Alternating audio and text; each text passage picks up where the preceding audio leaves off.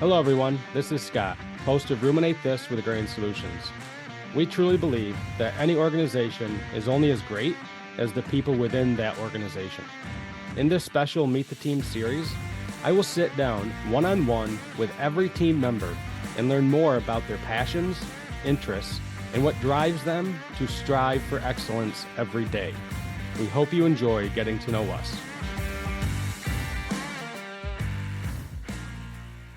Hey, welcome back to Ruminate This with Agrarian Solutions. I'm your host, Scott Zahr, and I'm excited because we are going to do kind of a new little series that these are going to be some episodes that we're going to make available to you. And it's called Meet the Team here at Agrarian. One of the things that I think we find important here is our core values, and I've talked about them on this platform, that acronym RISE, Relational Integrity, Strategic, and Excellence. And I like to say that me personally and us at Agrarian, I believe we're on a mission, if you would, to make B2B sales more, P2P, person to person. Because as I mentioned to Mark Carpenter in our very first episode, Empowering Livestock Professionals, you show me a successful business, and I will show you the amazing men and women behind the scenes that actually make it happen. This idea of B2B sales is kind of crazy to me because at the end of the day, B2B can't happen without people. And so that's why I'm excited to bring you the people of Agrarian. Today, we have our Director of Operations, Nick Bradley, joining us on Ruminate This. Nick, welcome, man. Thank you. Glad to be here. So I joke, Nick, that Director of Operations, right? That do I have the title right, Director? Yes. Yep. Nick, in one of my former employments, man, a long time ago, long before I worked professionally in agriculture, I was an assistant operations manager. That was my job title. Okay. So, Nick, I know a little bit of how you feel when you have to wear 17 different hats throughout the day. Sure. But Nick, I wanted to dive in with you. And number one, Nick does a one heck of a job for us at Agrarian. If you're placing an order with Agrarian, Nick is probably having some part of that, whether it's making sure we have product available and scheduled. And I'm going to let Nick dive into some of that stuff and how that kind of works in the background. But first, Nick, I want to just throw this one out to you. Who is Nick Bradley and how long have you been with Agrarian? Yeah, sure. So, Nick Bradley. I've lived in northern Indiana my entire life. So, I've been married for 19 years to my wife, Cassie. And we have two daughters, 14 and 12 years old, Emerson and Balin. And I can't say who I am without mentioning them first. It's a big part of my life and who I am. And then love family, love friends, and enjoy a lot of sports. So that's a lot of who I am. And I came to Agrarian in 2016. So, and I think in 8 years. October, I'm coming up on 8 years. Yeah, wow. Yeah. I mean, it flies, but came from a marketing background, ran my own small company, family company in marketing, and came to the agriculture world with no background at all. So very interesting. It's been a fun ride so far, learning all the different terminology for sure.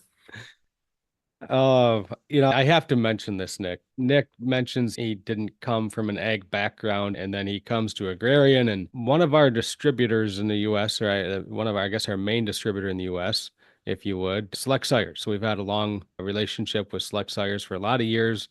You can find our point of sale products like the CA3 BioFresh Bolus, calcium boluses, the Convert Gel. You can find that typically through your Select Sires rep.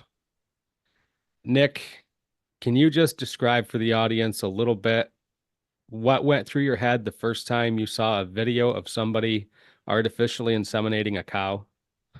Well, I don't know. I don't really even know what to say. I just remember, I think so 8 years ago, I would have been 35-ish. And I remember blushing the first time I saw that and was surprised because I had zero background in how that worked and what was going on. But our vice president of operations at the time brought me over to show me that video to show me what our distributor does. I was like, wow, what did I sign myself up for? But it's actually a really cool thing that they do, and it's been fun getting to learn some of that lingo for sure. Yeah, for sure. Feel free to take a shot at me if you want. Folks, this might happen off camera too, but we'll see. You mentioned your wife, Cassie, and your two girls. And, Nick, it was impressed on me when I first kind of came to the company and got to know you a little bit. The dedication you have to Agrarian, I think, is remarkable. But the more I've gotten to know you, you're a man of family and a man of faith. So I'd like to ask you to talk about that a little bit too. Yeah, it's just such a big thread throughout my life. Thankfully, had family that's kind of raised me that way to know what it means to be a part of a family and to have faith in a bigger purpose, something bigger than myself. And that's a big part of my life right now. And I'm thankful that Agrarian is a place made up of a bunch of people with the same value system. By no means do they have to, but it seems like that's the kind of people that have come to work here. They have a faith background and have a belief in a purpose bigger than themselves, and they hold their family in high regard. And I'm thankful that Agrarian places an emphasis on giving us the opportunity to realize that there's things outside of our work that are very important to us, and that we have the time to spend time with the ones that we love and have good friends and good relationships, not only within the company, but outside of it as well. I would second that, Nick. And what I'll say to that, so Rob Hamaker, who would be my direct supervisor, he'd be our vice president of sales in the US. When I came on board, I have some extracurricular activities, as I would call them, with a couple of small businesses up here. And I mentioned that to Rob. And I said, how do you feel about that? He said, and I'm probably paraphrasing a bit, but we've all heard the saying, happy wife, happy life. Kind of that same mentality. He said, Scott, if you're happy at home, you're going to work good for me. Yeah, so And he true. said, if you're totally consumed day in and day out with everything agrarian all the time, you go nuts. Yeah, And I appreciated that. But a little bit was like, okay, is he just saying that to get me here? But it's true. It is very true. I mean, I can remember our old colleague Greg Muchmore politicking to have a company meeting up here so I could cook chicken for you guys. It's just um yes, so there's always been that part of it. I think we're both pretty blessed to work for a company that believes in the people. yeah. So, Nick, I wanted to ask you, as somebody, you obviously don't have an ag background other than the last 8 years with Agrarian, but I guess why do you find it rewarding or fulfilling, if you would, to now be working in agriculture, and what do you think is special about it?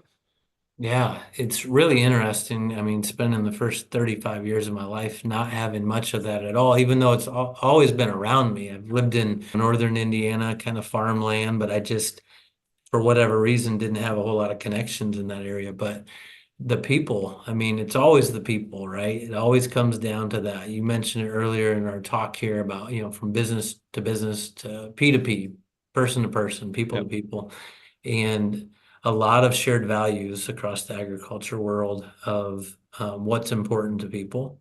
And for the most part, what I've seen is it's a bunch of people that care about other people and wanting to help other people succeed. Whoever that is in their sphere of influence, I would say the lion's share of people genuinely want to help others. And that's been pretty cool to experience over the last 8 years. So you mentioned Mark Lance is who brought you to Agrarian.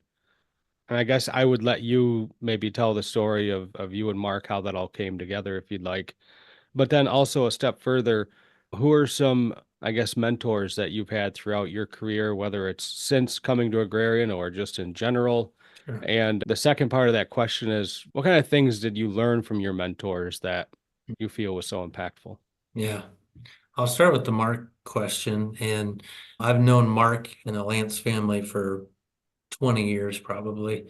Got to be pretty close with one of his sons through basketball. We went to the same college and part of a ministry that his son runs. And through that, I remember, I said earlier, I ran my own company for 11 years and I thought I'd be there forever. But I remember telling my wife, told Cassie at one point, if I were ever to leave to go do something else, just to learn and grow somewhere else, it would be for Mark Lance. I didn't even know what he really did at the time, but I just had so much respect for him as a man of faith. It seemed like a good husband, a good father, and a good businessman from what I could see. And it was crazy because within like I think 3 to 6 months of saying that to my wife, I got this call from Mark Lance, or an email, I actually got an email from Mark Lance saying that they were looking to fulfill a position of director of operations. And it was a tough choice in my life at the time, but I thought it was the right one, and pretty cool to see how that all worked out. And he's been a mentor ever since. So I directly reported to him for the last 7 years and have learned a lot of his role over that time. But the integrity that he has always walked with, and what you see is what you get. And that's a respected person. He does business the right way, he treats people the right way. And he's taught me a lot of those lessons. So which leads into, my mentors over my life. I've had either whether it's close friends or a couple other people that I can think of that have mentored me. And it's just people with those same values of, faith and family are a big deal. Making sure you keep the right things, and you keep, your relationship with God and your relationship with your spouse and others first, and the other things will kind of fall into place. And we can all get off path a little bit here and there, but just those guardrails to kind of always kind of keep us mentally in that area. So my dad was certainly, and my mom, they both ran a small business they still are running it, and they're 70 years old. And they've been doing it for probably about 45, 50 years now.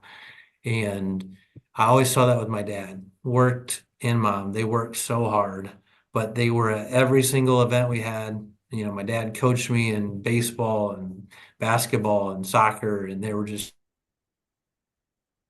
always available. And so I've tried to live that same thing out in my life as I'm raising my own daughters now and trying to coach them when I can. And although they're getting past my levels and abilities now to coach, I think. But yeah, so a lot of mentors that have instilled that in me for sure. Yeah, that's awesome. You get a chance to, I mean this really with a slight level of, it's not jealousy, but you work in our corporate office, right? So when you get to go to work, you actually go work with people that also work for Agrarian, right? So many Yes. of us are remote. We're spread out through all parts of the country, Ohio, Minnesota, New York, Pennsylvania, so on and so on. What's the camaraderie like within the office? Oh yeah, it's really good. So we've got a small office. There's only a few of us here, but it's tight knit. We work hard, but we also laugh and joke and have good relationships in here. And we honestly, we've got a rise sign. You mentioned our core values: relational integrity, strategic excellence. And we've got this big sign on the wall when you walk in, and we do bring it up. We talk about it amongst our team here in the office and how we handle customer complaints when they come along. And We never have any of those though, I right? mean, they're so few and far between, but we honestly don't. We've got really great Yeah. customers we work with, but when those things do pop up, how we handle them, and we've just got Yes. really good camaraderie here in the office, and we have a lot of fun. How close are Kelby and Mary sitting to you right now? Just Yeah, kidding. I'm just kidding. about 10 feet away. If you've ever called the agrarian office, Kelby or Mary or Nick has probably answered the phone. And my experience is it really it makes it easy for somebody in my position out in the field to, if I have a question, I can call and I don't have to be like, well, hey, I need to ask somebody this question. I can just ask the question. Hmm. And if Mary doesn't know or Kelby doesn't know, they just figure it out. It's easy to see from the outside looking towards the office. It's a pretty well-oiled machine. And then I think that speaks a lot about, I'm going to say, the level of efficiency with which we operate at Agrarian, which I think for the size of our company and the size of the personnel that we have, which in my opinion is relatively small for our footprint, it doesn't happen unless things are well. at the office. Yeah. And I think you've been a big part of building that culture. I also, Nick, I want to have you talk a little bit about an author that you and I both admire, Simon Sinek, in a book, Start With Why. How has that helped the evolution of teamwork within Agrarian? Yeah. It's a really good question. You know, I not too long ago I told somebody it's pretty special that, I'm working in an agriculture company, but we've had both you and I have had the opportunity to lead these why workshops, which when you mentioned Simon Sinek, that's what he's known for is the why behind what you do. And not so much the what and the how. Those things are important, obviously, but it starts with why, right? And I think it's built our culture within at Agrarian and then also serving our distributors and being able to do some of those why workshops with our distributors and the people that are working with us closely. But I think to a person on our team, everybody knows their why, whether most of them would probably even have it off the top of their head. They could cite their purpose, which is really cool. You don't see that in a lot of companies, but I think it's just a common thread that's run throughout the entire company. It makes us close. It makes us understand that even when we're having a really tough day, we can kind of fall back on that purpose. Mine is I exist to listen, encourage, serve, develop, and bring people together for a common purpose so that they feel loved by God and valued by others. And when I want to reply in such a way that's not so befitting of a good company culture, I actually do think about that sometimes. Take a second, breathe here before you respond, whether it's a phone call or it's an email back. How am I going to talk? I don't always get it right, but I do try to think of that. And I think our people do that, all the agrarian folks do that. I tell you, when you ran the workshop with us as a team, I think if somebody hasn't done a why workshop, and kind of figured that part out, I'll say my own experience prior to doing it, you kind of had, it was like you do these things or you interact with a customer in a certain way, right? And you realize that you have some guiding principles, what you believe. And, I always say, wake up and go about it the right way every day. And more often than not, it's going to be okay. Take the high road, that kind of stuff. But doing the why workshop and actually understanding why you're here transcends my role at Agrarian Hmm. Yeah. or my former employer when I worked there. Any of it, you can, now that I understand that, it makes a lot more sense. And to quote Simon, as the clarity of why increases, the overwhelm decreases. Hmm. Yeah. And it makes total sense. Yes. Makes total sense. You mentioned basketball, and we were talking before we started recording here. You're doing some home remodeling, that kind of stuff. But what other things are you into? And I know North Carolina, I know, but Yes. I mean, I guess I consider myself a pretty simple man. I don't have a ton of extracurricular hobbies and stuff. I honestly love spending time with my family, church, relationships, sports. I do watch my fair share of sports, and it's, a lot of basketball, a lot of football, those two sports, some golf here and there. That's kind of what I spend my time doing. So it's work and family and friends and some sports sprinkled in there, and that's kind of what I'm about. So, yeah. awesome. I guess to wrap this up, Nick, I think the folks that are probably listening to this, I'm imagining there's going to be some entrepreneurs like dairymen, cattle ranchers across the globe. There's going to be, maybe nutrition or veterinary professionals that either run their own business or work within an organization. I think of you as somebody that has a lot of interesting insights to not just agrarian, but agriculture because of the benefit of not growing up and being, I'm going to say, growing up with biases within agriculture. But we've talked a little bit about the culture and the team there at the office. And you mentioned the team in general here at Agrarian. If you were to give advice to somebody that's building a team or trying to cultivate a better culture of teamwork in their organization? What would be some, I'm going to say, guiding principles that they should be thinking about? Sure. Well, I think you said it a minute ago, and I think that's when we can get clear on our why. It kind of starts there. So individually, just look inwardly, spend some time, get down your personal why, write down your own personal core values. I've got a couple of different sticky notes by my computer. One's my personal why, another one's my own personal core values too, of being a servant, humbly helping people, kindness, which means to radically listen with empathy, being mission, so faithfully committed to purpose, and then steadiness, so it's just staying level, no matter how the company goes, how the people around me are responding, to stay level.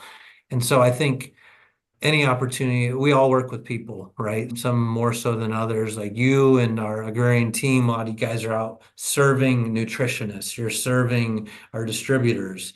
I see myself as the opportunities to serve our team. So I'm always looking for opportunities to help Scott Zahr be successful, Chad Christensen be successful, Rob Hamaker, all the people on our team, Kelby and Mary.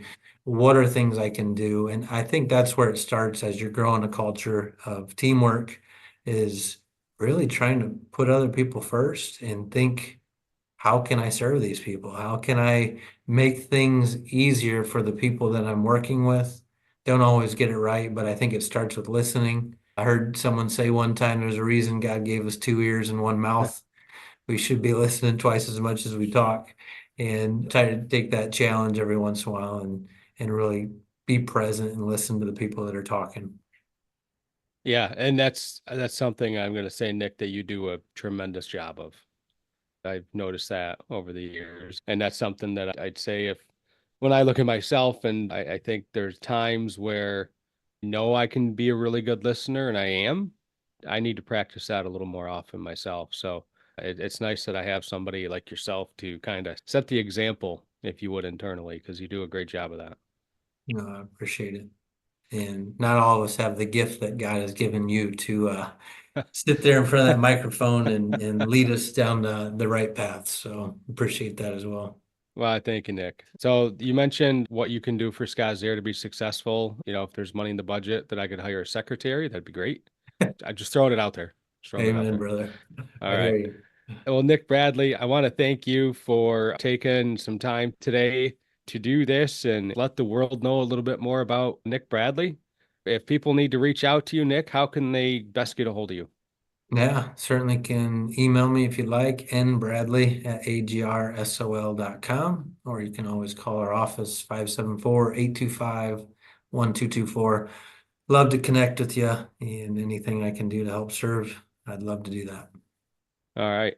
Well, if you are in the space of agriculture and you have some questions about Agrarian Solutions, there's probably not a better guy to start with than the man of many hats. Nick gets to handle customer complaints.